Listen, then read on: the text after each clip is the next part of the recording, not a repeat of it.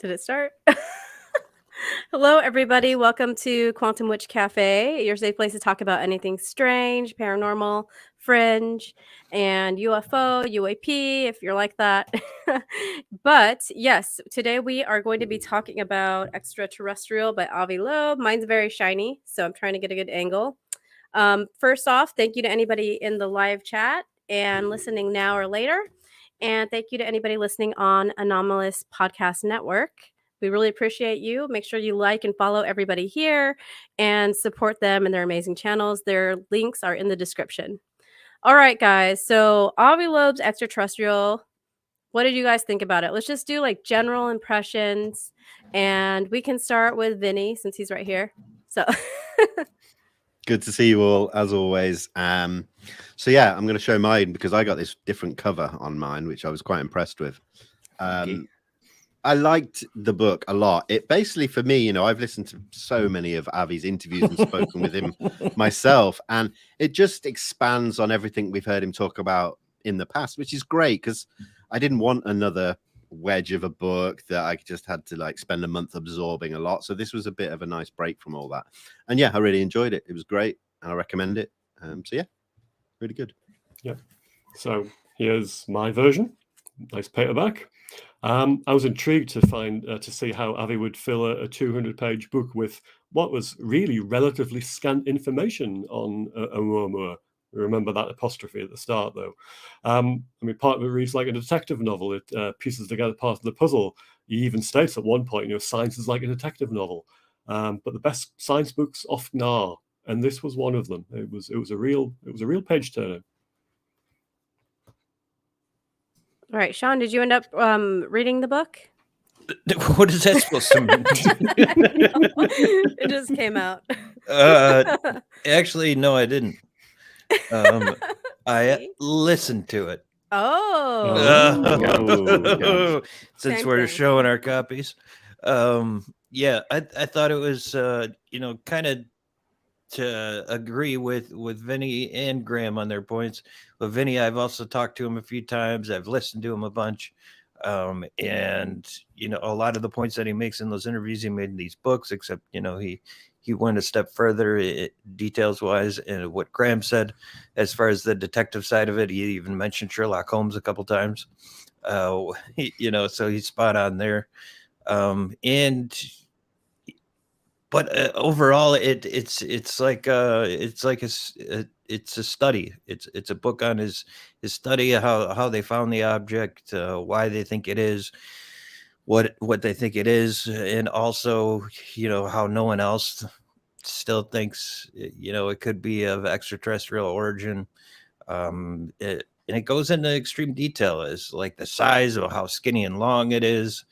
And then it tells a little bit more about Avi and like I think it's Break Shot is what it is, another initiative that he's involved with, where someone told him he's got to get something to what was it, Planet Zeta Reticuli. But basically before the guy's lifetime, and he's already 56, and no conventional way will get it to where he needs to get it. So like I really appreciate it. You learn a lot more about him and his how he's his first passion was really philosophy, and you can really tell how he brings that philosophy to his work as a scientist. So I really enjoyed it. Is it my cup of tea as far as a book? Probably not. I don't tend, the interviews for me are enough. I probably didn't need to go too farther into everything else that he talked about, but I still enjoyed reading it. I have to ask quickly, did he narrate the audiobook? No. He did an impression of Ross Coulthard. Because when I found when reading the book, I was reading it in Avi's voice. Yeah, me in too. my head. People told me it was an asteroid, and I said that's bullshit. This is Russ Coulthard impression. Yeah, but no, I'm at the end of the day, I already was. But if you're not very familiar with Mr. Avi Loeb, this book will leave you very appreciative of his work and what he does, and the kind of gung ho attitude he has towards what he studies and how he looks at it, and I really appreciate that, because we could all use that breath of fresh air in the science world. So I'm very thankful that he's doing that. So Yeah, I loved it. I thought it was great. It reminded me of reading A Brief History of Time in college, and just kind of how mainstream that book tried to be to appeal to a wider audience.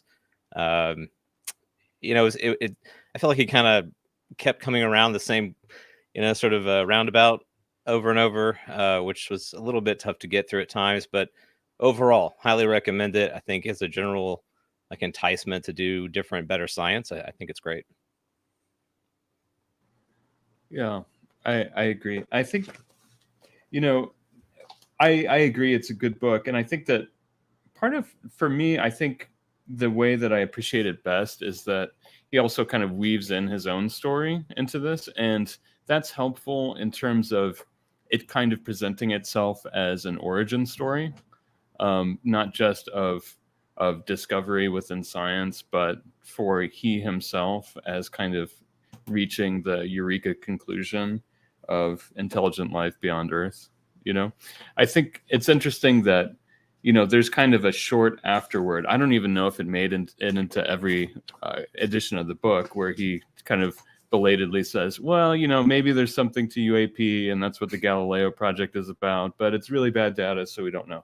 And after this whole 200 pages of being like, omuamua, probably a light sail, absolutely fantastic, which is true and amazing, then giving 1% of additional book to the idea of all the rest of the case history out there, that would be one negative from my completely biased perspective.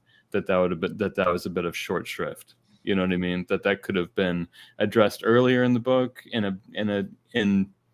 a more respectful way. But I also understand that he's it seems from the interviews that I've seen with him and things like that, and with who he's brought on board at the Galileo project, that he's kind of massively grown probably in his perspective on what has been transpiring in our air and undersea, et cetera, et cetera. Which is why it's probably an afterword. Exactly. Yeah. Because I thought the same thing. Because this one I got used, but it still had it at the end, and I was like, oh, because I hadn't seen that before. And I started reading the book a while ago, and then, or not, I was reading it on Kindle, and then I never finished it. So I'm wondering if it was there.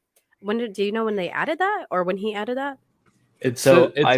I've got it in when we interviewed him. He sent me a copy, and this was just before it was released, and it was in there, so it was in there fairly early. Okay, I wasn't sure if they added it or if it was just in there. Interesting. So Dan, did you end up being able? You didn't read it, but So I mean, I'm kind of a late invite here. Well, I'm not a late invite, but you I have an reached out open to Vinny and I was invite like, I'm at all times. free. May I come? And he was like, yeah, come along. I've Stop. read a lot of Avi's. Andy doesn't write science papers. Avi's science papers and kind of follow a lot of interviews. So I'm in the same position as a few people here, where I've heard the theories. It's interesting that it's compared to A Brief History of Time, I thought, because that really had it's storytelling, and this is what you want. And there's a reason that this book was so high up in the New York Times kind of list. It brings new people to the subject, and it helps them digest a lot of kind of lofty data in a really kind of nice way. So yeah, it sounds like it was good though. It was good. I like imagery because I like to see people. I like to read about people's thought process. So I appreciated that part of the book. How he's a very good writer. He can paint a really good picture with words, and just how he's talking about where he's from and how his mom was, asking him these philosophical questions at a young age, and just how his thought process is. Because he does talk about these things in interviews, Oumuamua, and the data that he found that was would make him think that omuamua was more than just an anomalous rock. But I really enjoyed hearing him paint that picture of almost he explained how he came up with every reasoning, if that makes any sense to me. And I liked that. And I was also reading it to my son, so He's obviously not a YouTube person because he's 5, but I guess that doesn't make it sound any better. I'm making a 5-year-old extraterrestrial, but yeah, he likes it. He's into it, guys. But so I What's think a that light sail, Mama? well, he was asking about black holes, and my husband was talking about it, and then he's like, so you just pop out on the other side? And my husband's like, same thing. I'm like, actually. And he's like, really? I'm like, well, you're talking to him about black holes, so but yeah, It's amazing that a 5-year-old has more of a grasp of something like black holes than Galileo did. yeah, that's nuts. Because the kids have so much knowledge just naturally now. They're growing up in a world where people are talking about this topic everywhere. Yeah. So that being said, like, how do you think this book is going to be perceived in the future, I guess, like for future generations? I think it depends on this. Oh, go on, Sean. I would just say that I mean the one thing I wish I would have mentioned too in my rundown, but this is a good time to put it, is he's ahead of the curve, and a lot of how this book will be perceived in the future is how the future of humanity unfolds in and of itself. And my point there is, the great filter he talks about in that book, how we become so technologically advanced to the point of we could either use it for the good of mankind or completely destroy ourselves, which other civilizations might have done already, and I think him throwing that in there is a really important point, and he's kind of leaving up the future of mankind and our race to find other intelligence out there up to us, and he's leaving it as an open question mark, but he's giving us a couple choices. So I think in the future, depending on what we do and what choice we make, is how that book will be really perceived, I guess you could say. I think I agree with that because sorry, go on, Vinny. So I was just quickly going to say that I think it also depends on how the stigma changes as we move forward, because we've seen it start to slide in the media and things like that. But in the scientific community, if it continues to mellow out, then we might see more new, younger scientists coming in and not being worried about it. But we might see older scientists who have, steered really clear of it for fear of ridicule. They might start touching upon it. So, it can be a pioneer. I mean, I you can't help but think. Sorry, go on, Graham. I just looked as though you were saying about how the future unfolds. To me, it looked like it was a case of our capacity to dream up novel solutions, like the starships that he mentioned. It exceeds our capacity to realize them because we're doing other things with the kind of tools and the knowledge and the money that we have to be able to realize things, and that maybe dictates how our future pans out, and we may never get to the point where we actually have all these wonderful kind of avenues to pursue. So everything he puts in the book will sort of future generations see it that way. They may not get that far. In terms of like how groundbreaking it's going to be in the future, I try to compare it to Carl Sagan's Cosmos book, which I remember quite fondly in the TV series, which was quite popular. It was back in the 70s, I believe, or the late 70s. And that had astronomy, philosophy, and history all thrown and bundled together. Now, I don't necessarily think this book's going to be as anywhere near that, because Avi Loeb's not as famous and hasn't got as wide a range. But small scale, it certainly had the breadth of Cosmos. But time will tell whether or not it becomes one of those amazing, groundbreaking books. Before I forget, that's really important that you mentioned Carl Sagan, because I think it's important to remember that Avi Loeb isn't the first astronomer or scientist to really believe that there's other ET life out there in the universe. Carl Sagan did. He just didn't think they were visiting here. Same with Tyson and a lot of other people. Even in the first Blue Book documents, they talk about how it's the chances of ET life being out there is very high. It's just that is it visiting here that nobody believes, and I don't know that even Avi Loeb believes that right now. I'm not really sure. That's more of a self-esteem issue, right? But I do think he could be a pioneer, and the fact that he's dedicating so much time and resources to trying to find out. I think so too. And if anything, if everything that he says ends up being wrong, which he's, it's a great thought experiment, because what other scientist that has worked on phenomenal discoveries that are absolutely downplayed and underrated, he's breaking out of the mold. So it's going to give other people like almost like that permission to do that as well. So we have to appreciate, I think that I don't know that future generations are going to like know where this freedom came from, but I think that he's one of those fighting for that freedom to think outside of what they said. And I also liked how he covered Drake's equation, because it was like you do see people using it kind of like all over the place, and it isn't always the correct way to use it. But nobody's gonna listen to me because I'm just like me. But but when he says it in there, it's like, see, I knew there was something to it, So I just think that the fact that he's so bold to think out of the box that's really gonna help the future generation of scientists being cultivated and grown. Even some are maybe not even born yet. So I just think that he's doing great, like, groundwork as far as that goes. We have a little crossover as well already. You guys are aware of the NASA announcement this week, and the way they were speaking reminded me of how Avi Loeb. I was literally thinking that. Yes, yes. Yeah, right. They were And then so you kind took of it right out of my open brain. to the It freaked me out. possibilities. But there's a crossover because they're studying UAP, but the argument is that omuamua was potentially a UAP. So are they going to look at this? And already we have a crossover with hard science here. So it's coming into the mainstream, and it's really interesting that that's happening.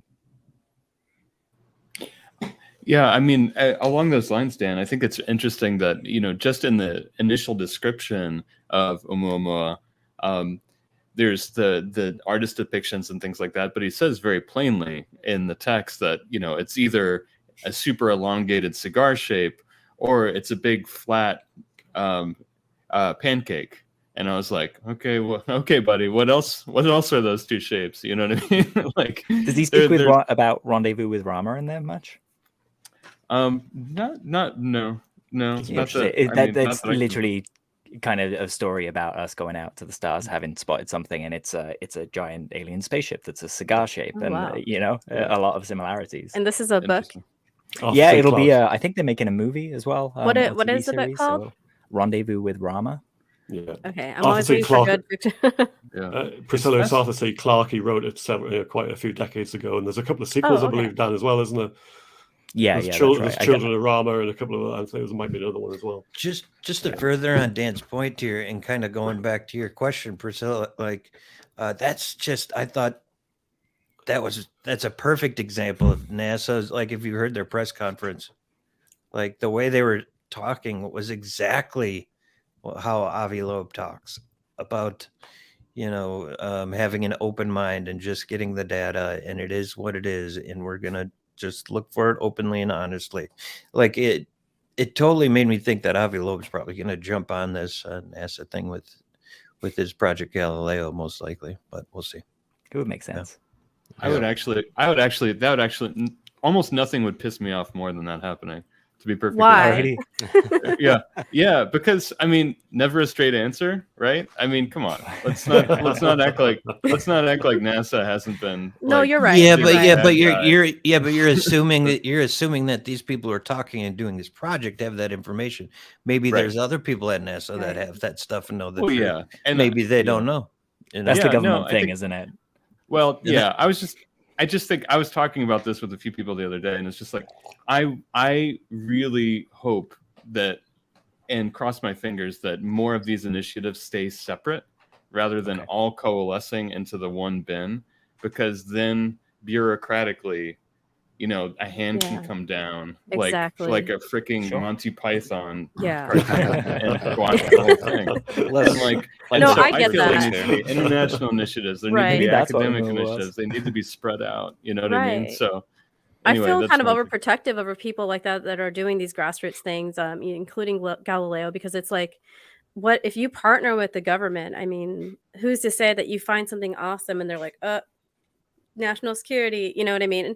And they take it or hide it because it seems something that would be national security related or compromise national security, or just something that, I don't know.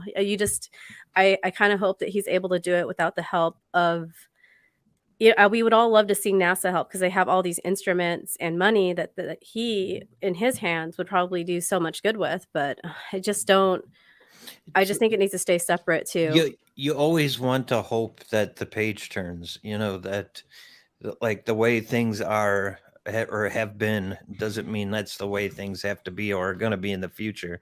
You always want to be optimistic that maybe this is the time NASA and DOD or whoever the hell or the government who's studying it, this is the time they're actually going to be, truthful. And like Steve Bassett says, this is all bullocks just so they can get to the point to say, hey, here it is, I like Robert's suggestion there that letting kind of ignorant individuals take charge of these projects, so there's Right, plausible exactly. deniability as they roll this out. Exactly. Yeah. Mm. Yeah, Patsies. that's something I said with Danny Sylvie Patsies. yesterday. Yeah, where they're putting people in place that don't really necessarily know the truth, and they're putting them to look in a direction where the information is basically, hey, why don't you check this out over here with these tools, see what you find, huh? Oh my God, we found something crazy, everybody! I think as well. I've been looking at it as well. It's like with the government, we've got a lot of young politicians there now, and we've got a lot of young people in NASA spread across multiple sites, tens of thousands of employees. There's got to be this new breed of people who are our age that want this information out, who have probably been fascinated by science fiction as kids like we all were. So, I'm optimistic about that kind of thing. I don't think it's blind optimism. I think it's just like, hope. There's got to be somebody, right, that's going to stand up if something shady was about to happen. Like, no, like, it's. I've mentioned before about gatekeepers.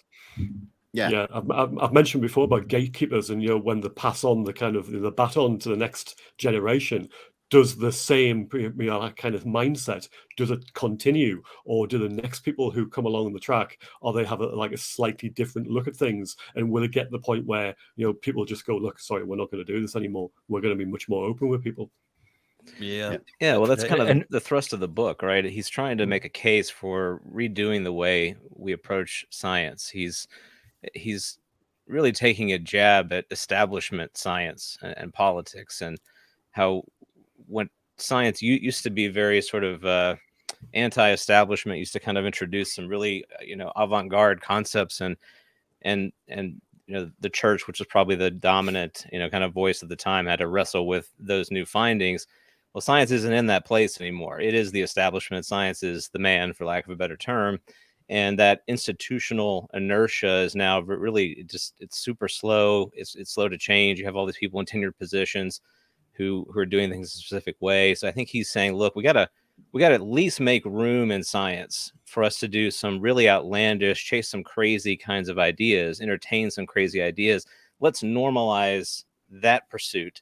We can still do a lot of the stuff that is going to get us the traditional sources of funding and tenured positions, but we need to make it okay to ask really weird, bold questions and pursue wherever those questions may go. This book reminded me of another book that's not related to astronomy or UFOs or anything that I recommend. It's called Imagine by Jonah Lehrer. And it's got some controversy because Jonah, I think, had some controversial, quotes or something. But the gist of the book is this, that I found really interesting, is that societies really develop genius based off of what they prioritize. And so he looks at a couple of times in history where we were either prioritizing scientists or we were prioritizing literature or whatnot, or art, and we developed like really amazing pieces of work. Right now, a lot of our priorities are in entertainment or in athletics, and you see incredible athletes, incredible entertainment. All of that is great, but what would happen if we diverted some of that energy, enthusiasm, and dollars into scientific pursuit? And I think we would. The genius is there all the time. This is the core argument. It's just sitting there. We just have to really nurture it, water it, and watch it grow. That's a really good point. And they spoke about this on the call with NASA again. He was talking about the power of science and how over the past few years we've seen that happen. When science wants to apply itself properly to something, it can knock that hurdle down within a matter of months. We went from no COVID vaccine to a COVID vaccine, and it just goes to show what it can achieve. I'd like to think what we're kind of getting at here is it's the battle between science and philosophy. We had to start somewhere by separating the qualitative and the quantitative. And we finally kind of have gotten to a place where we have a decent grasp on the quantitative, but we're getting to those quantum discussions now where all the questions become more philosophical. Does time exist? Do we exist? Are we in a simulate? All these kind of things.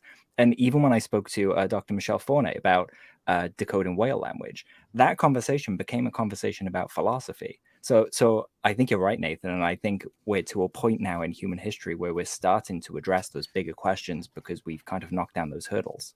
We are kind of just like forgetting the elephant in the room, right? Like that UFOs exist. They're here. We've had experiences, up in your face experiences, and there's no way that people don't know that this thing exists. You'd study the files in Blue Book. Come on, man. Like, let's get real with this. Like, we're going through all these motions when we already know something is reality.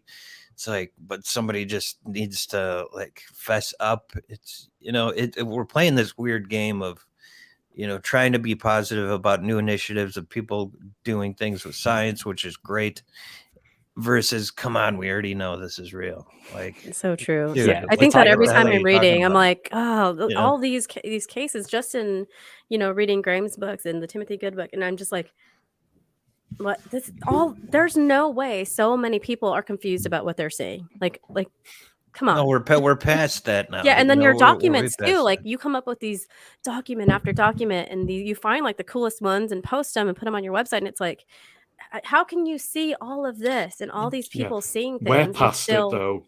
But Yeah, other people aren't. The people who matter, the general public at large, and the people who make the decisions, they're not past it.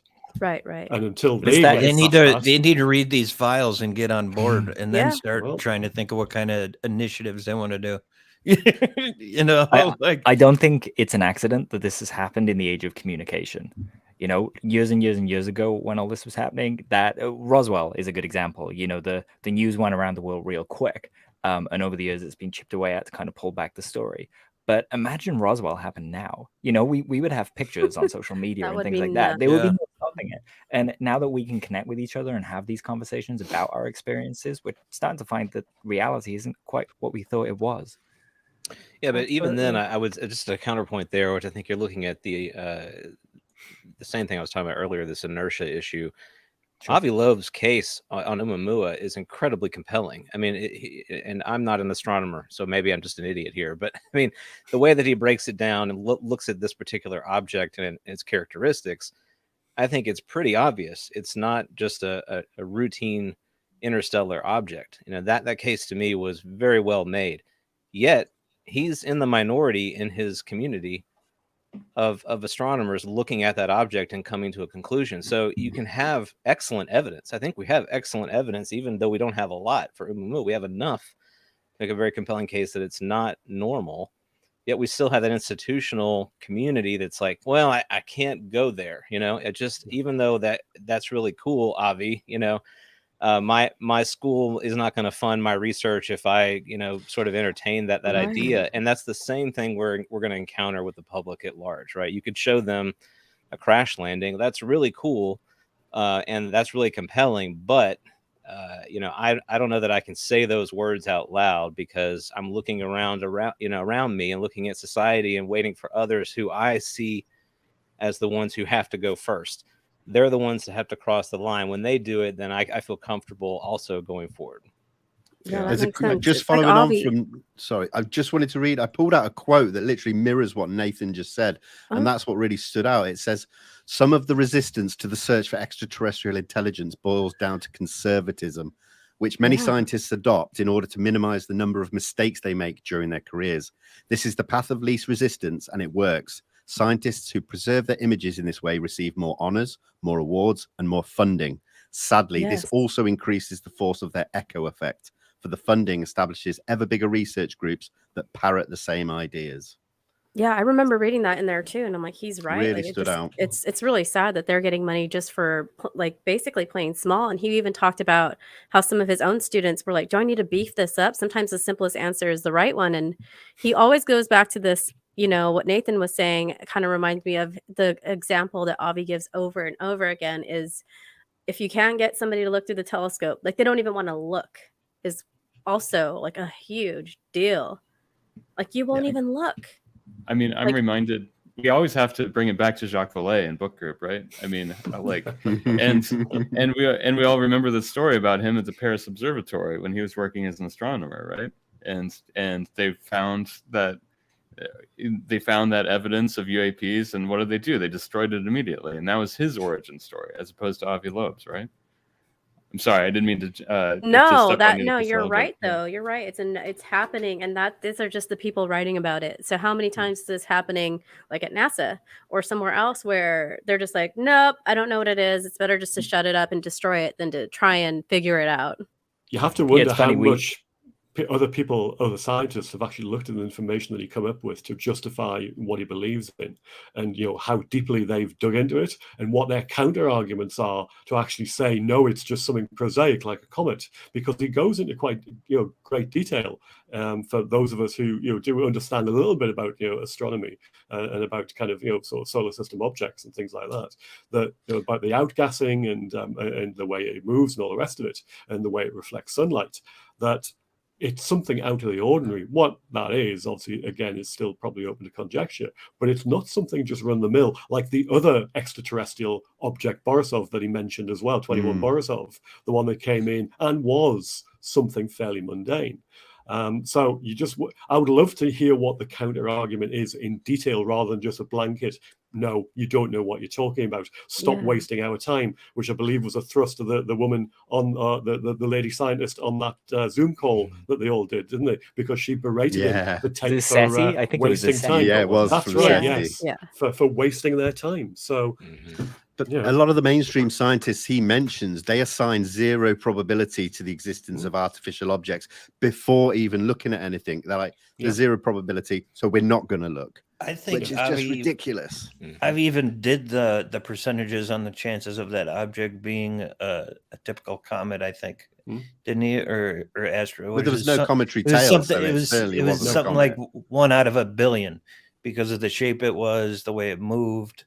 Yeah. And all that stuff. So it's interesting because everybody or scientists and everybody can come up with a synopsis or what do you think this is, a hypothesis. But when the hypothesis leads you to extraterrestrial, then you can't do it. Then it's like, oh, but we don't know. We don't know. But aren't you supposed to be curious as a scientist? The counter arguments are, yeah, you're right, Avi. It has these things, but that doesn't mean it's an extraterrestrial craft. It just means we don't know. Which they're right. But what Avi is putting, forth is a hypothesis, which is what you're supposed to do. And his strongest hypothesis is an extraterrestrial craft, and because that's what it is, forget it.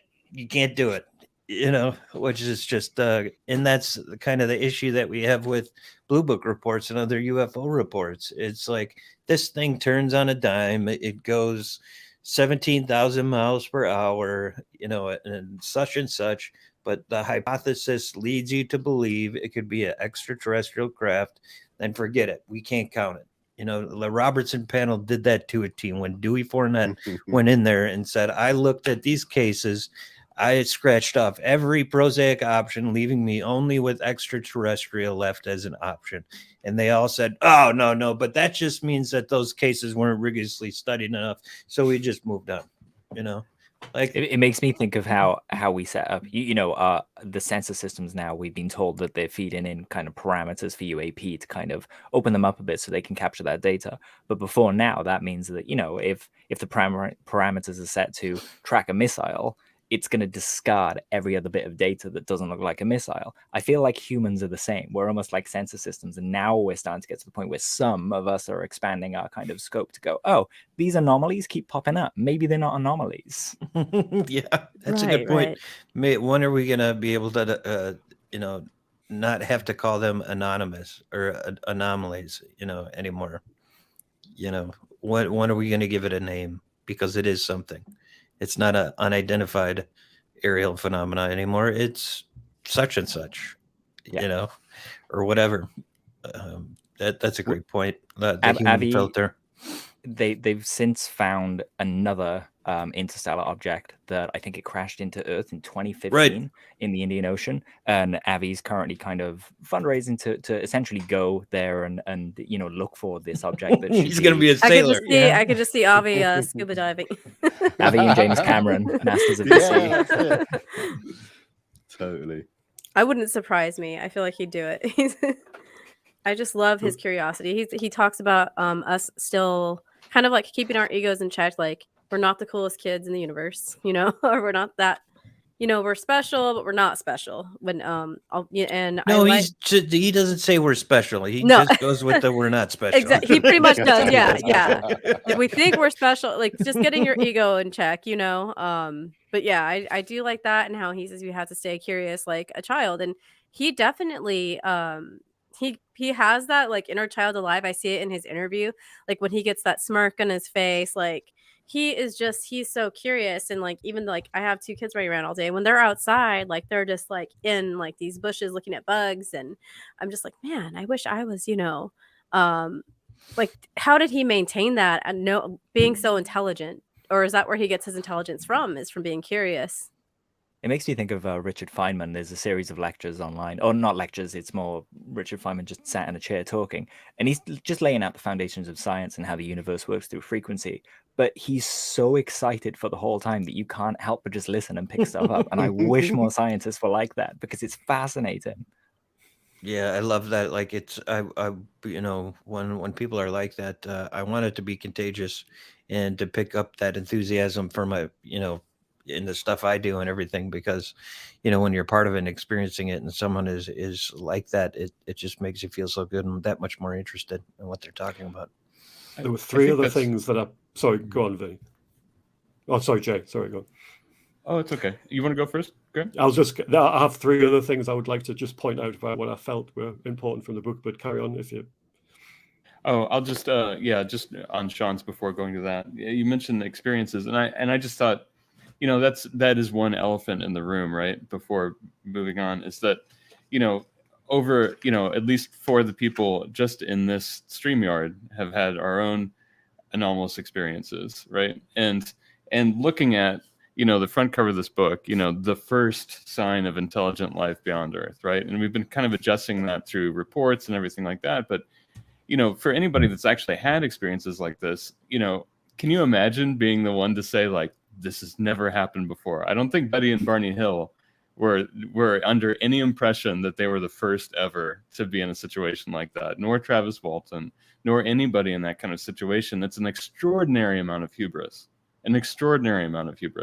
regardless of anything. You know what I mean? Regardless of the reports, regardless of anything, it's a ridiculous thing to say.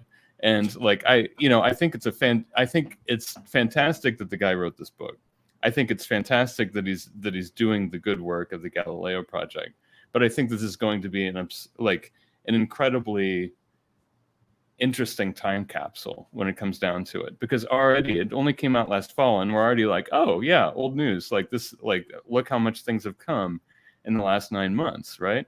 Which is amazing. It's amazing that that we're in such an accelerated period of time that this is considered almost like such a time capsule already 9 months later. But still, I hope that I would love to stay in the good graces of Dr. Avi Loeb as well. And hopefully over the course of the next few months, and with the work that he's doing with people like Lou Elizondo that he's brought onto the Galileo Project, and Jacques Vallée and others, that he privately at least already recognizes that there is hubris in that kind of a statement. I just like the fact that somebody else is criticizing the book rather than me. It's usually me doing that. Yeah.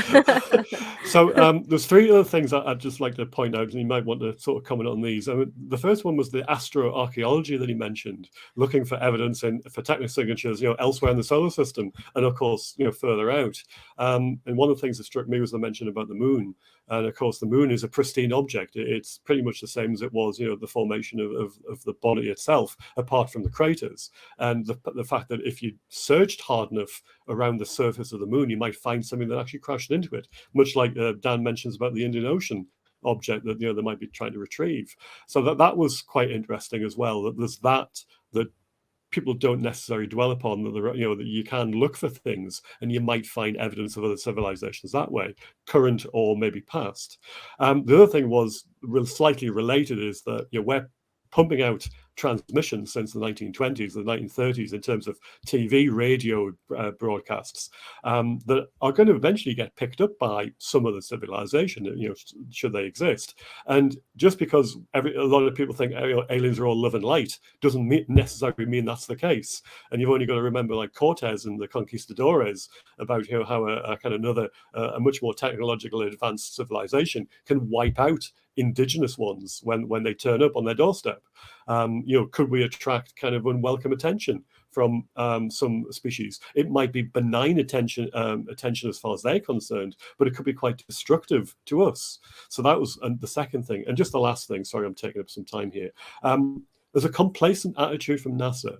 I know they've already said in the past, they've said about we need to check on extinction level event kind of potential asteroids coming towards Earth, and they have made noises and put some money together towards it. Is it Skyguard or Space Guard? I can't remember the actual name of the program.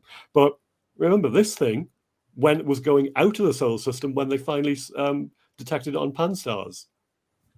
What does that say about our? What does that say about our preparedness? That's a don't look up moment, isn't it? Well, unless something's reflecting the sun, we won't see it. That's a fact. That's true. So yeah. we need to put things Very in the true. sky that can see from different angles than us. Otherwise, we're going to end up in a situation like The Expanse. No spoilers. Very true. Spoiler alert! This is how it ends. Per I day. I haven't seen it. Should I watch it or Yes. not? Yeah, Oh, it's yeah. pretty good. Oh yeah. Oh yeah. Oh yeah.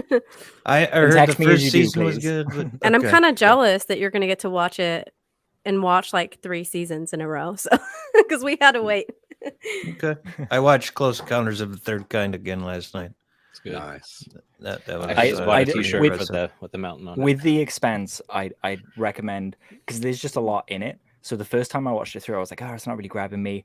But then I lost it, went back and started again and started picking up on the details and the stories I'd missed and all the different characters. I'd say pretty much the main kind of guy, just hook onto him and follow him through, and you'll love it.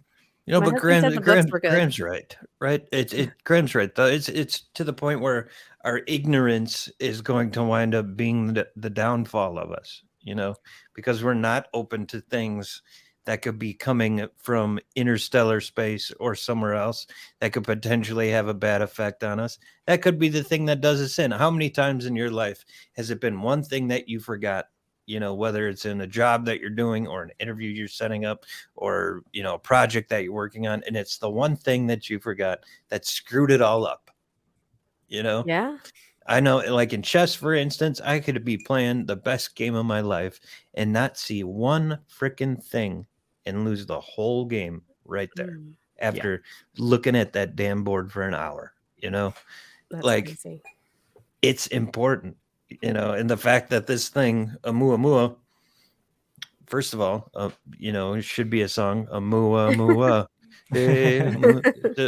comes all the way in, slingshot around, our galaxy, and we barely even knew it was there. That's nuts. Imagine what we haven't caught too with now NASA talking about expanding the parameters of what they're looking for. Like how many things have just like flown by that we weren't, like you said, like the instruments weren't looking for it, so it's just gone. And we would never know. And we have to come up with a different way to see things other than waiting for sun to reflect off it. Well, not only that, like a lot of these things we might realize that the heat signatures are different, so that's another way that they already do to look at objects. Is it emitting this sort of like wavelength or heat, and that lets us know what it's made out of, or if it's, like the Tic Tac or in FLIR videos, it measures the different things. So I think that we can't rely on our lenses all the time, even if it's a very expensive lens that we're putting out in space, because it might not be measuring the right thing. And we're talking lenses here as well. There's a phenomenon that we didn't even know existed, and people were laughed out of the room for saying it existed. And now it's a common fact that gravitational waves are real. And we've just taken a picture of, the black hole at the center of the galaxy, the Sagittarius A. That wasn't real. not that long ago, it was just a theory. We didn't have a picture of it. So yet again, we're here looking at what might be, a phenomena. Well, I say might, I'm just going to say it, that is a phenomena. And we're ignoring it just because it's something new. It's insanity. What we were talking about there with the kind of, attracting unwanted attention made me think of three-body problem, where it's called dark forest theory, where ideally, when you're walking through a forest, you want to make as little noise as possible, otherwise you're going to attract the attention of predators. And yeah, we have to be aware that, like John said, we might be putting out some signals or something like that we don't even realize flag us up. The nuclear power keeps attracting these objects. Is nuclear fission something that, it happens in our stars, but when you see it on a planet, that tells you that there's a certain advanced civilization there, maybe. So that could be a signature for attracting things. Well, nuclear fission, I mean, that's pulled straight out of the CIA document I just shared, where they said nuclear fission could be, have something to do with this. And they also stated how it seems like these things are electromagnetic or electrostatic, which is just always pisses me off to think that we're this far. And we have documents from the 50s where OSI, Office of Scientific Frickin' Intelligence of the CIA, is plainly stating these things. There's several phenomena. They're electromagnetic, electrostatic. Nuclear fission could have something to do with it. They put out a debunking education program. But meanwhile, they take files, they confiscate files, and they keep their eye on it and study it in their physics, in electronic department, and here we are pretending none of that How much have even we put happened, in, like how much have we posted on Twitter recently, Sean, between the two of us? It's about ridiculous. Connections Yes. I'm gonna between change nukes and hats. UFOs, and Right. then in the UAP Is it hat hearings, time? it's Yeah, it's hat Maelstrom. time. We UFO didn't hat know time. about that. What's that? Uh-oh. What Do I need what's to tape there? over that? Just kidding. yeah, I don't know. I've all you have here's the link to National Archives. All right, Yeah. you just go there, hit text results, type in Oak Ridge, 14 results pop up. Go to work. Get to Hanford, work. Oak Let me Ridge. know what you think.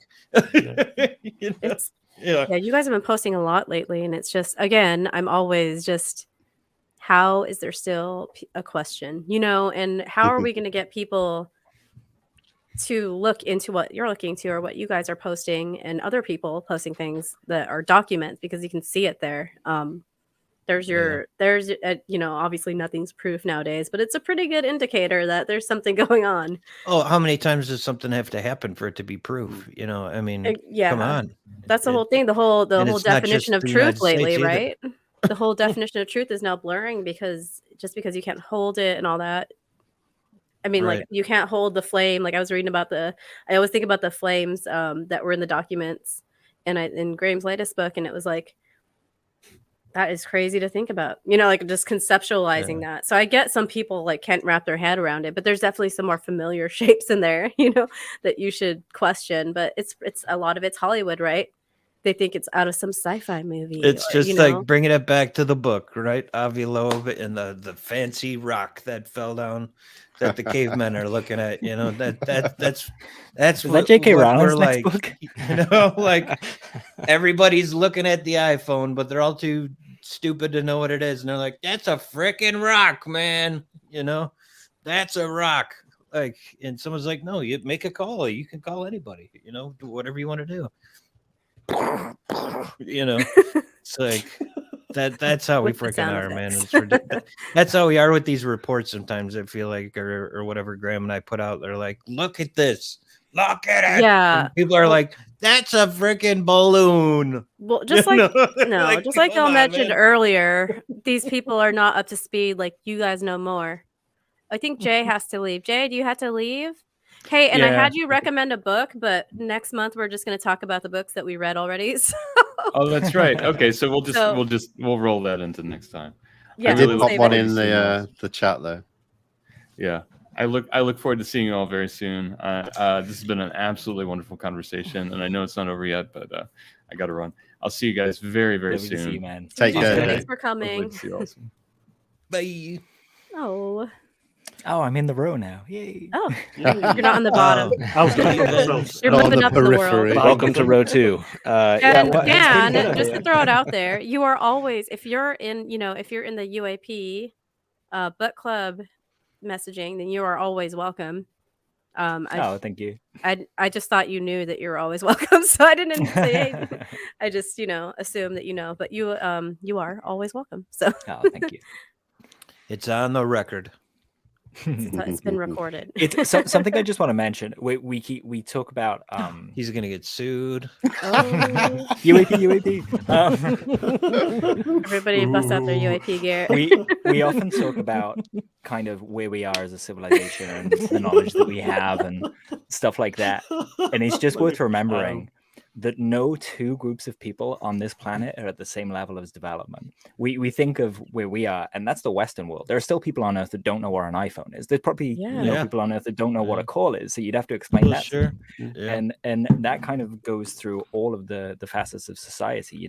Even to the point where we're looking up and having this conversation about something strange that came through the solar system, and there are some people that don't even know that you can use a telescope, for example. Right. It takes a while for us all to get on the same page, and I'm not sure that we ever will, even in terms of making use of this technology. Some people might decide to use it for good, other people will decide to use it for bad.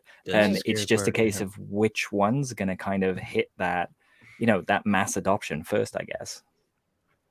Yeah, for sure. You have to think of it as, think of everybody just joining the conversation as explaining it. I mean, you don't want to talk to them I talk to my kids like they're people, so I don't baby talk a lot, but almost like I remember when my son when I first showed him my monocular, and he was just blown away that he could see a squirrel in the tree. Do you know what I mean?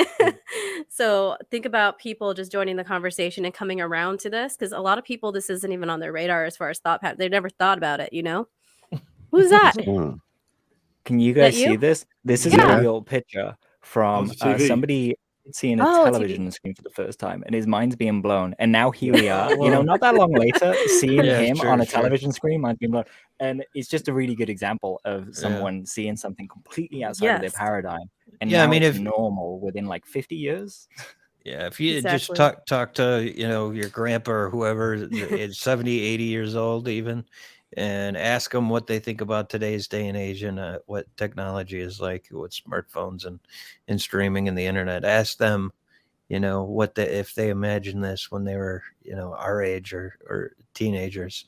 And I'll be a spoiler here. They would definitely have not guessed that this would happen, and it's very important to keep that in mind as we progress, because the rate of expansion of technology is not stopping. It's continuing to go very fast. So what is going to be that moment for us, in 20, 30 years, 40 years? What are we going to be experiencing and dealing with on a day-to-day basis that we could have never imagined? Because it's going to be something. So someone's going to be watching this going, oh my God, those guys didn't even know that you could have a 1-1 replication of reality in a simulation. Yeah. So naive. Yeah.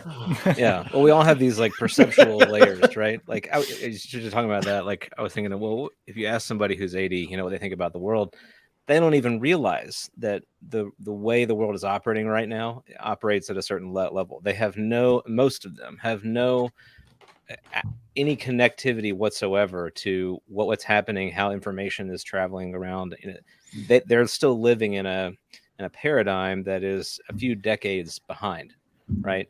And that's important to remind us, because we all basically operate on certain perceptual levels as we age. And some of us maybe get the good fortune of kind of advancing out of those, but some of us stay in a certain perceptual level forever.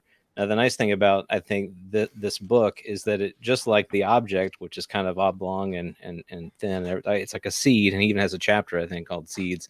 It's implanting this idea into the minds of those who read it, his fellow scientists and the average person, and just like ideas, they grow. So that it's hard to shake an idea. Once you transmit that, and once you understand it, you can't delete it usually from your memory. It stays with you. So that's something that I think that part of what we're trying to do in all of our different ways is plant seeds, so that the more seed planting we do, when certain things become more normalized, people go, oh, I think I have heard that before. And that becomes an idea that will grow. Yeah. Absolutely. really And good that's point. why I read these books to my kids. I know people think it's kind of weird. Well, I don't think you Hell guys yeah, it's do. weird. The hell's But wrong with you? I mean, they get to read their little like hippity, like what is it, like the bunny books? You know, like I let them pick their own book, but then I'm like, okay, you guys read your book. I want to read mine. Surprised you And didn't name your initially, kid Omuamua. well, you know, I'm we're just kidding, trying, I'm just Phil. I'm kidding. kidding. We're trying for a girl, and I think it's a beautiful girl name. Just kidding. I'm not trying. But anyways, but you know, I want them to. It's I the want that to be in Oumuamua. their memory. I think that they need to know. And a lot of these have a lot of science in them, so it's basically a STEM book. It's fine. They'll be weird. It's all right. If there are any children's authors watching, please get in touch with me. I really want to help make a book now to kind of get I my mean, idea out there. Yes. So Marvin Pricilla the can read it to a Marvin kid. the Just Martian's write been it, out there Dan. You're forever. smart enough. Write your own book. Maybe. Maybe Graham can Ooh. write a You children's guys book just with gave me you. the seed. Thank you. Which Yeah. is going to off of Nathan's point, like things like Marvin the Martian, you know, simple cartoon, but that has been an idea, you know, Yeah. and things like that, Star Trek, Star Wars, whatever.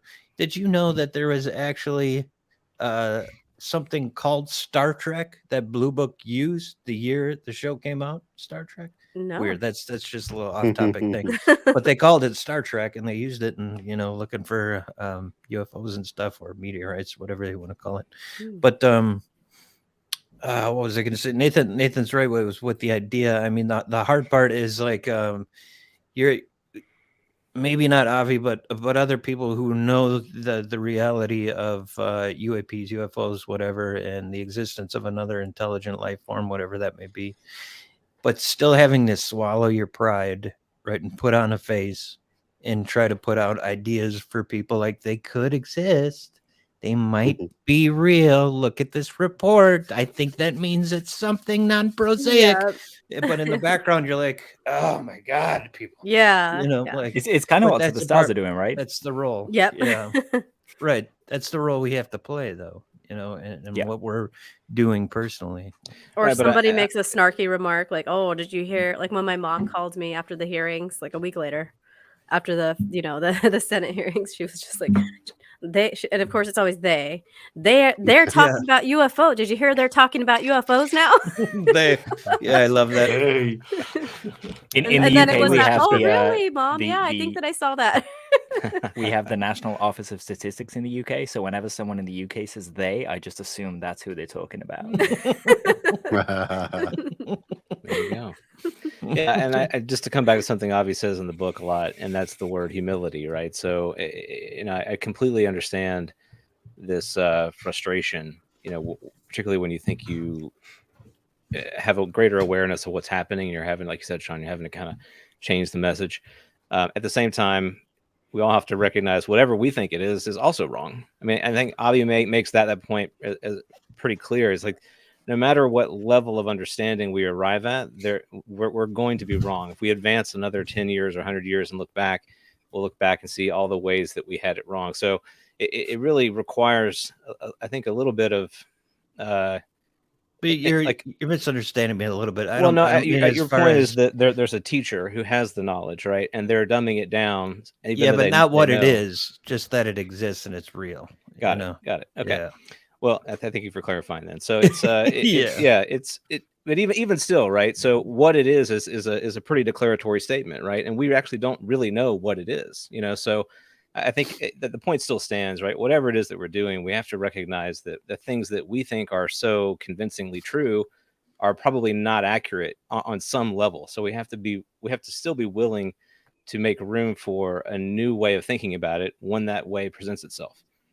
I just have to point out here that we're talking about these seeds and the ideas and how they express themselves.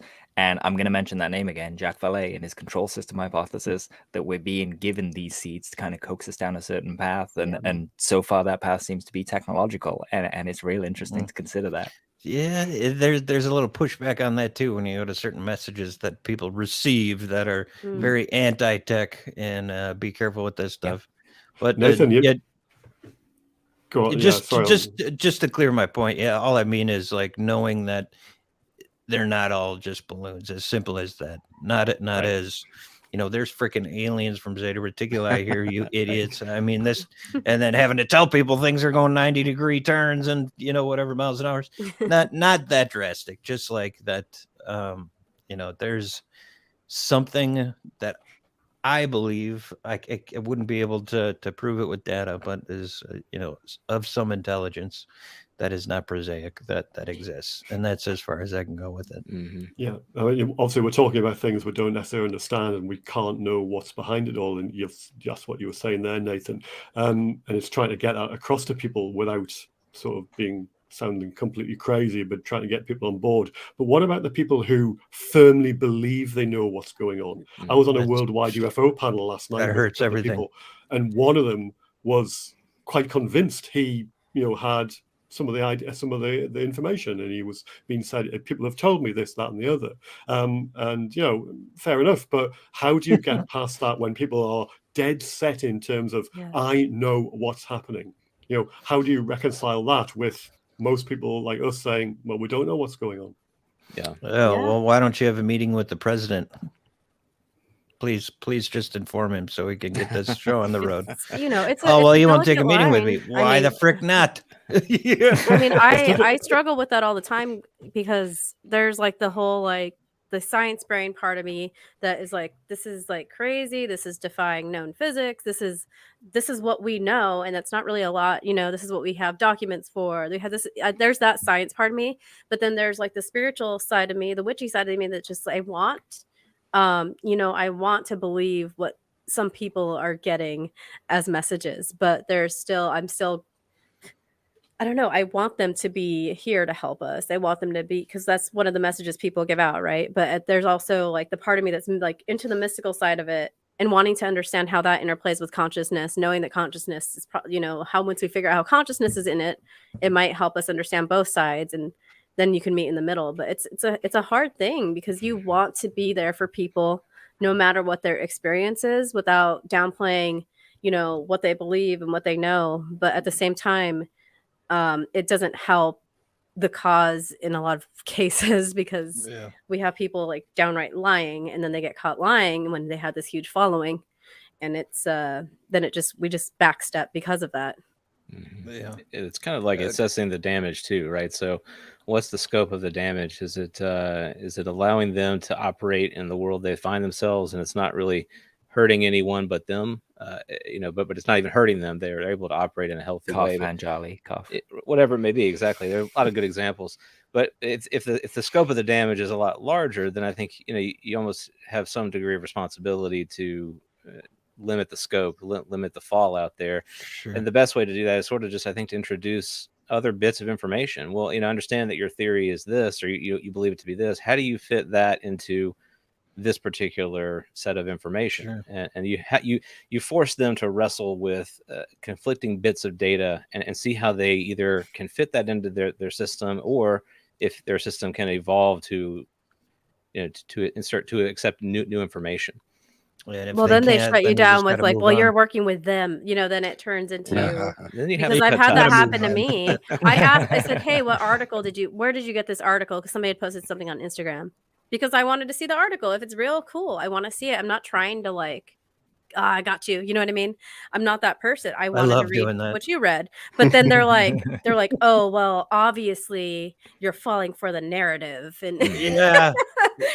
And then I got my first DM, somebody saying, wait, I think that you're working for the government. I'm like, oh, congratulations. You've made it, Priscilla. You've made it. Approval. It makes me think of the Jubilee videos that went around. We had that angle that showed the object going over, and then people kept finding all these other angles. And one of them was from a cockpit looking at the smoke. And I hated saying it, but you could see like this it was like a little white glint. It didn't disappear into the smoke. It just reappeared over and over and over as the camera moved. And I hate to say it, but it was a lens flare. And I saw so many people, when I pointed that out and gave my reasoning, all said to me, oh, well, you're working for them. And I'm like, guys, I'm someone that feels that I've had an experience a lot of times in my life that would be extreme to some people in the community. Absolutely. I'm not the guy that just point a lens flare and say nonsense, It's like, weird. If I'm working for the government, tell them that they're not paying me enough, because I'm freaking broke, man. But yeah, that's a great point. And how fast something can take off on the internet, like that Jubilee video. Yeah. I saw the one thing and I was like, now this is interesting. you know, and by the time I went back to look at it, like the whole world thought it was a UFO, basically. You know? Right. Vinny, you've been And quiet for a minute here. I know you're thinking of something. You're just I think a lot of what I was saying is just a lot of what these guys are saying, Yeah. especially. I know. I what think Vinny's as well, thinking you're of. talking about your experiences. I mean, I've been having it for a long time now about being accused of being in this camp, being in this cult, being right. even oh, like you you're in a said. cult. That'd be fun. Apparently, some people. you want to think join? so. You get a hat. Yeah, Well, yeah. if it's the How do I join this cult? Do you have to have a Uh-oh, secret you don't time? You get have a to hat. just Apparel- follow apparel, sir. everything I do. This is it. This is the initiation Shave that we've been your doing for the last hour. No, I don't. You know, we've gone off topic from Avi. I wasn't prepared for anything. I'm just, everyone. It's. I mean, to Sean's point about that video, we saw it with the Miami Air Show video, and I think a lot of these videos, people are. It may sound wrong saying this, but clutching at straws, trying to find something desperately. But I don't think any of these videos individually will take us anywhere. We'll get to that point where we can't analyze it anymore. We can't prove what it is, and it just becomes an And argument. we already have better videos to do that with. They Right? need to be a lot better than those to actually get to a point where people are going to go, actually, there's something to that. Because those, I'm sorry, And yeah. someone And I made a got point shot down for saying I don't think there's anything to these. Someone made a and point on looking- Twitter, which was great. Which was, you know, the more we keep posting videos like that, it just gives more of you know, more straw to people who say basically, you know, those freaking UFO people and their blurry videos. Like, what is wrong with them? You know, And we even don't when need we come that. up with like a detailed one, there's still going to be. There's a really Right. cool subreddit that's all about movie magic, and I recommend everyone go look at it because it's incredible. Just even in like the 50s, 60s, they're making kind of these, you know, landscapes out of a few paintings, and we never notice. Now we look at it and we think it's a genuine landscape. So even if we came out with an HD video, you know, we'll have someone building a styrofoam UFO in the garage and going, "See, I built it in my garage. So it's not a real thing." So we kind of need to move the bar on what's acceptable, and I feel like this multi-sensor area is where we need to go. But there's a lot to do to educate people as to what that means, because we all know, like we've all, you know, sat here and poured over it. But someone looking at a FLIR video thinks that it works the same as a normal camera, and it doesn't. So there's a lot of education that needs to be done around here. Yeah. On Should that I- point, I have a go question ahead. for all of you. We're just over the hour, and I'm fine for time. So if you're not, then you can answer the question first. What is one thing that you came into this, you know, when you first started studying this, like legitimately, besides just thinking UFOs are cool, that you knew when you knew this when you started studying, and then now you're like, man, I had that all wrong. Who wants to go first? Can I go first? Jesus. Yes, I yes. have one right on the tip Absolutely. of my tongue. The pyramids. I used to think they were built by aliens. They're not. They're simply not. Like, we have the evidence for who built them. We have the methods. It's really fascinating. Wait, what?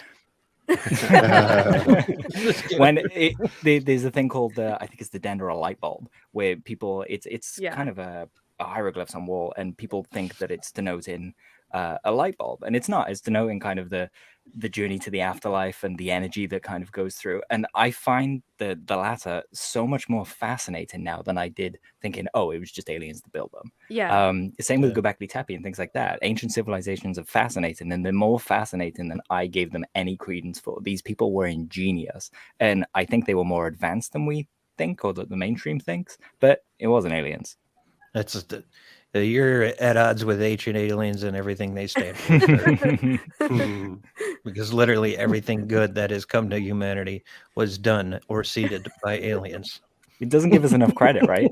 Like, no wonder Right. we think they don't want to visit us. We have low self-esteem issues. That's true. You said that earlier. I thought it was funny.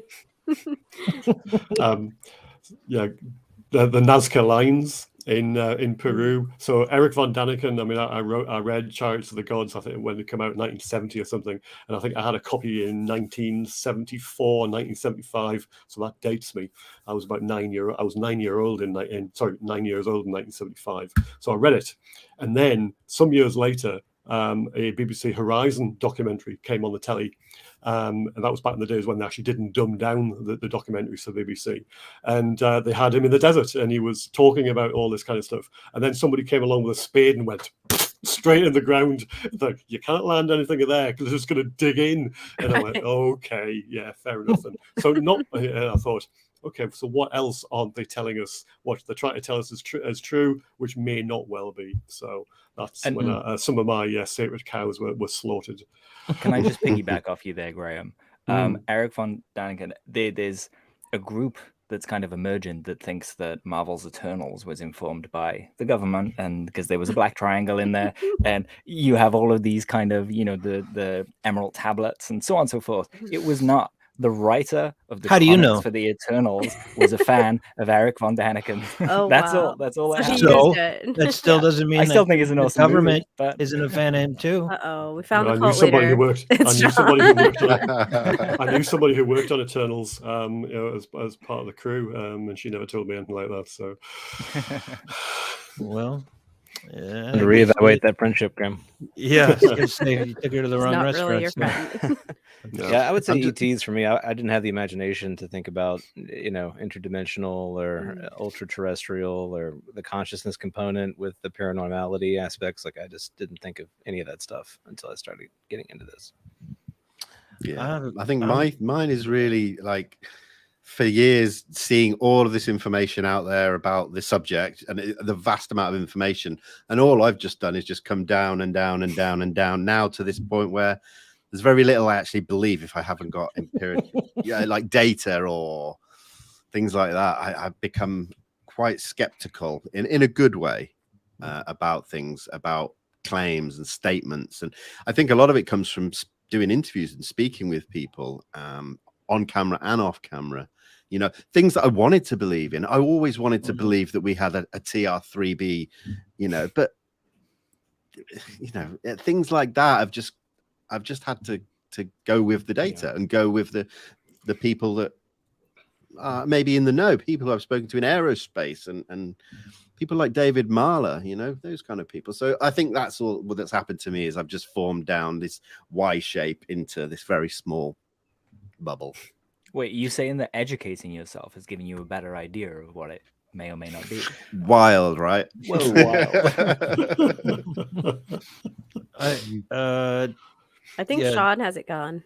It goes both ways, right? Like, there's some people that really want to believe, like what Graham and I were just posting on, that what Arnold saw in 47 was a Horton flying wing, and people really believe it until they find the evidence that Graham would very pleasantly provide them with that says that it isn't, and so it goes kind of both ways for me. To push back against the opposite was it wasn't something that I believed was alien or extraterrestrial or anything, then proven it otherwise, because I don't think maybe I've been here long enough to fall into anything like that yet. But because everything to me is open to be right or wrong, abductions, aliens, interdimensionals, anything is maybe these things are just weird biological animals that live in our atmosphere that we can't see, that aren't in our spectrum. I don't freaking know, man, but I know there's something. But I used to not believe any of this stuff, whether it be ghosts. I make fun of ghost shows. I still kind of do make fun of those sometimes. Did you hear that? No, I didn't hear that, dude. Or the UFO shows, like Ancient Aliens and all that stuff, which I still make fun of a lot of that. But just in general, the fact that something like this stuff could exist, was not something that I would take serious for more than a second, to be quite honest with you. And just having my own world rocked by my own experience over the course of a few days, that just changed me completely.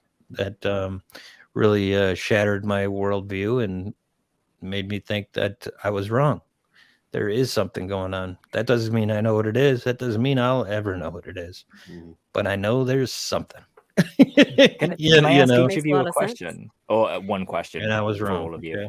Okay. Sean's just made a real good point there that there's a moment that kind of for each of us this thing becomes like, oh crap, this is a real thing. When was that for each of you? I was 5, dude, when I saw my first. So I've been wrestling with this for, oh my gosh, like I'm 38 now. So it's definitely made me, that was it, because you're outside as a child and yeah, my grandma was a Trekkie. She was a medium. So we had paranormal stuff. We had, the knowledge of this stuff. But when I saw it and nobody believed me, I realized how lonely that the world was going to be and how everything I was learning in Bible school, Catholic school, was not as it seems. And I still try to describe them as alien, like I wanted to call them aliens. I wanted to call them angels or demons because they were scary. So it was these experiences that I had, both beautiful and scary. It started at 5 for me. So I've had a long life as a weirdo. Yeah. One of us. I suppose it is really a sighting where for the individual, that's it. That's, forget about convincing anybody else. If you've seen it, that sometimes that's enough for somebody. And so I suppose for me, I won't say too much, but I suppose Oh, is it? Okay. It was probably about 4 months ago. Okay. Okay.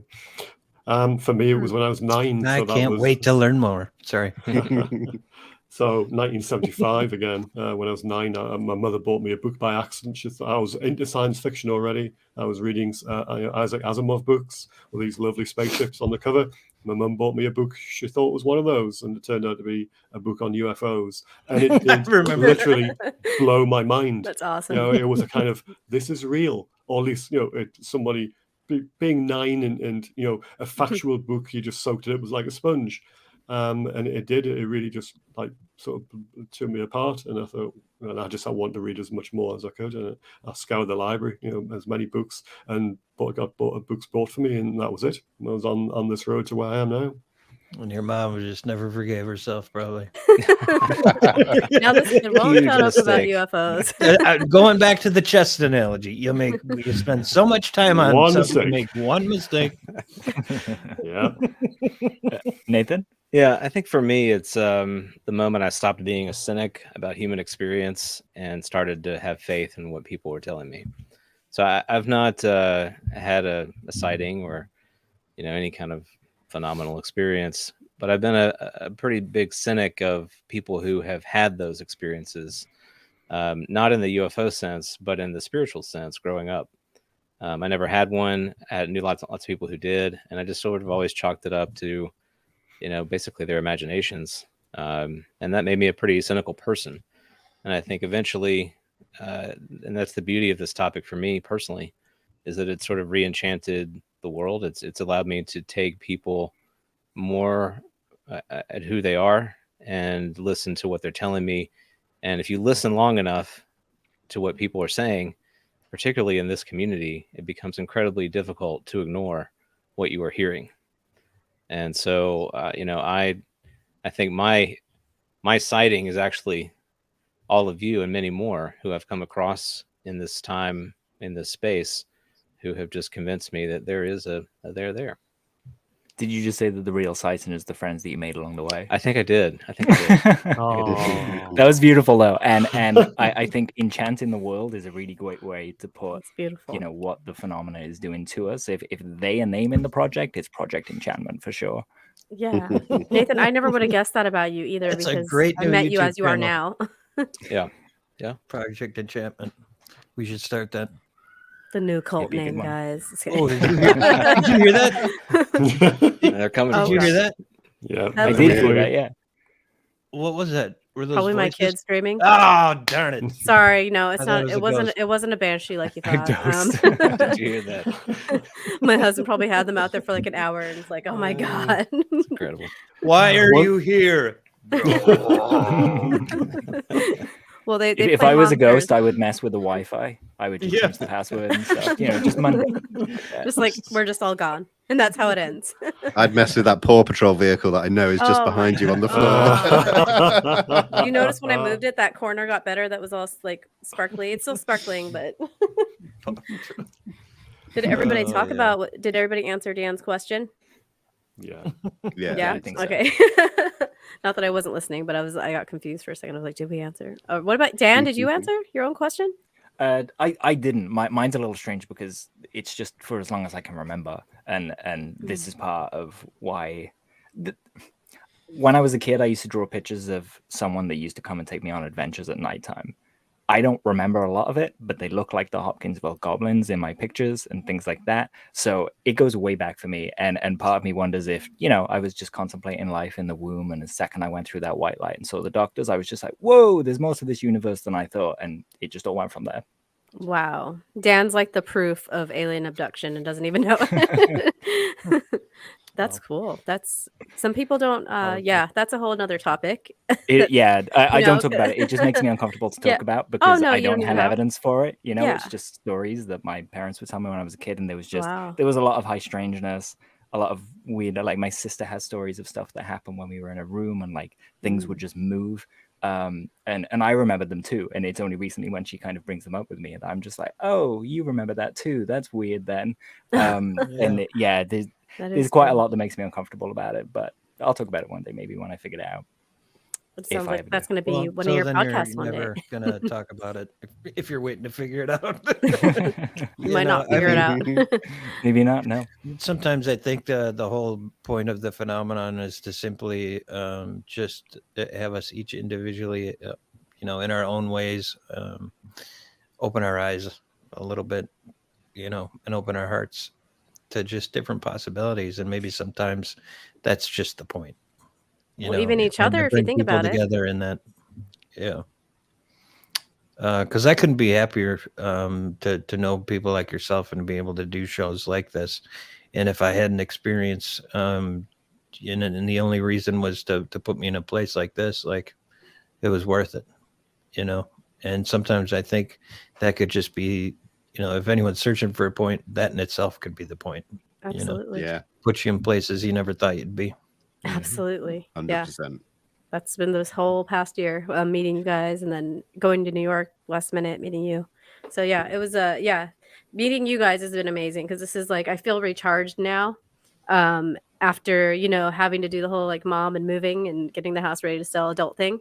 So I feel super recharged after talking to like-minded people like yourself. So thank you if that's the only thing that comes of this, then I'm grateful for it. Yeah, same. Awesome. Thank you guys. Okay, so I want to ask everybody. Sorry, I heard something. The ghost show again. I thought somebody was coming in hot. Whoa.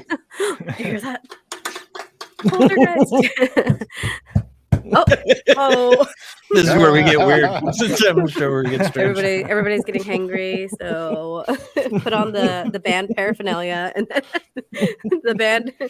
So what does everybody have going on next? Like, what is everybody's next thing? Like this week, next week, whenever. I'm going to be on YouTube on Monday with Randall Nickerson to talk about Ariel. So looking forward to that. Nice. Graham, do you have anything cool happening? There is a prequel to this coming out shortly. What? Man. I better get my second round reading it done. Yeah, but in the meantime, if you'd like Bollocks. to go and buy this, then I'm happy for you to do so. Do So it. yeah, Flying Saucer Graham? Fever Thank you. is still on the go. Hopefully, you might consider it as a book of the month, but I'm not trying to influence the vote. It's just- Yeah, it sure doesn't seem like it. Nope, Yeah, not at all. weird. Nope. Have you noticed the fever catching on and all? Are people getting it? yeah. Are they, People are- what kind of people are symptoms happy. are they reporting? Yeah, people are happy with it. They're all like dancing and jiving in the aisles and Jiving in the I aisles. just You picture like a just dance flash yourself. dance with it. Just Like musicals being written Saturday about night it. Flying Saucer That's Fever. the one, yeah. And then they all come down with spots the following morning. And they're all shaped like triangles. That's the one. It's making me rethink You've read it meeting you already, guys Sean. in a couple of weeks. That thing I just said about being happy to know you. Would it help Take if I that. told you I had a present for you, Nathan? Yes, absolutely. Cool, there you go. You have Absolutely. Yes. Yeah. Interest And of course, peaked. that's coming up, isn't it? We're going to meet Nathan. That's right. Oh, Yeah. So, yeah. Oh, yeah. Yes. let's see. Tomorrow we're doing a chat with Chris Lato about UAP Society. Very cool. So excited to kind of learn more about what they're doing. Of course, I'm involved with that too, as a investor, I guess. And then after that, yeah, I'll be in the UK. So I'll be in the UK for a couple of weeks. Going to see you guys, some of you. Looking forward to that. And then when I get back, I think we've got Chase Kletsky and Gary Nolan. Those are the next two Oh, wow. show interviews. And I guess, Pricilla, you'll be on with some of the folks while I'm Yeah, away, so. yeah. That's next week, I think. Nice. Yeah, it's the 18th. I want to say not this Saturday, Mhm. but next the Saturday that's coming. Sorry, I always mess that up. But Yeah. I think it's what we're calling a fireside chat, which is Yeah. basically just like a hangout, which I really like that idea Mhm. with certain people. It's not an interview. It's just kind of talking about stuff like this. Yeah, for sure, for sure. And book club always turns into this. It always turns into like we do like a half hour of seriousness, and then everybody's ADHD kicks in, and then here we are. Oh, yeah. What about you, Love Sean? it. What do you have going on? I'm always just so last second with everything. Like just had a couple of pretty good interviews this week. One with Stephen Bassett that went 2 hours, and I think I asked like one question the whole time. Nice. Sounds like Grant Cameron. Yeah, and then I had one with a guy named Ryan who has a little thing called Space Wolf Research right outside of Skinwalker Ranch. That was pretty that's cool to know there's other things going on there.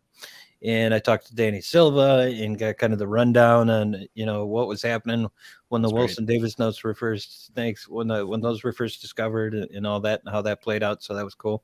And on Tuesday I have I'm bringing on Robert Colford, who's been on a couple times before. He's a friend and he's always in the chat and very supportive, and he's a researcher himself. And I've leaned on him from time to time in some of the documents I've found in my own research. So it'll be nice to bring him on and touch base with him. And after that, I'll probably have Jay on Wednesday again, and we'll shoot the shit and talk about whatever latest news is going on. Mhm. Maybe doing a reenactment or two. We'll see. Yes. I like that. And then that's it. And then Sorry, we'll see. I just pictured you guys Yeah. with like puppets of like in your likeness for some reason. I think of like Civil War reenactments, like muskets and stuff. You guys could, That'd be a good idea. A Civil War UFO reenactment. I think it'd be amazing. We Let's should do go- some dramas. Yeah. We should go to Roswell and do that. Like we'll all take different roles and Yes. we'll just play it out and see. I would Yeah. love that. It's not even UFO. We're just role playing Civil War stuff. Yeah. Dan, Vinny, and I are actually meeting up at the end of the month, aren't we?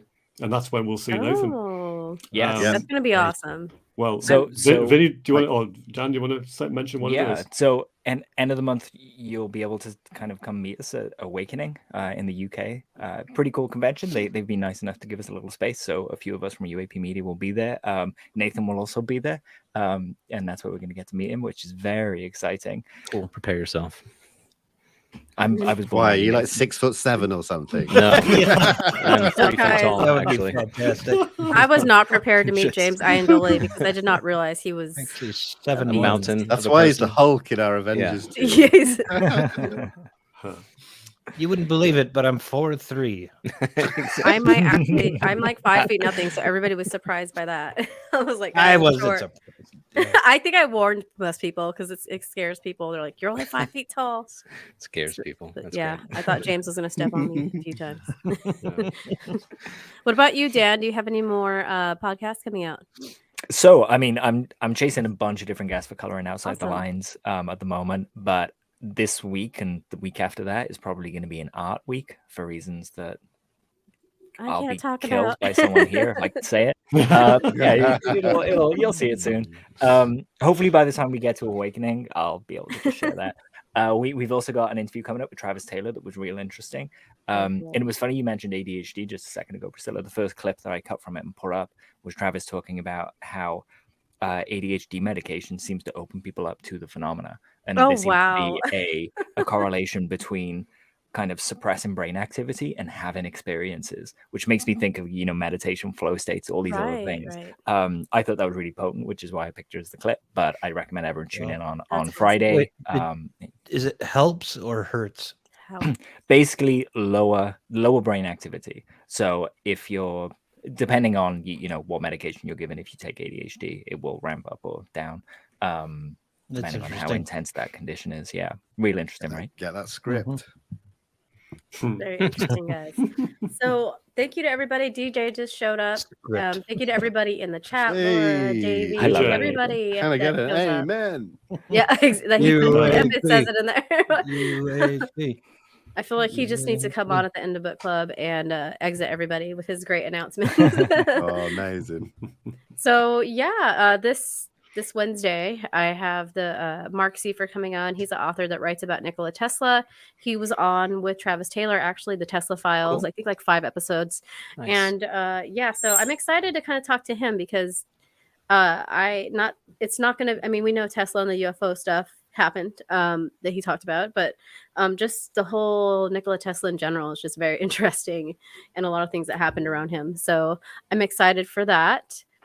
Thank you everybody for coming again, and thank you to everybody here live and listening later, and especially on Anomalous Podcast Network if you're just listening to audio.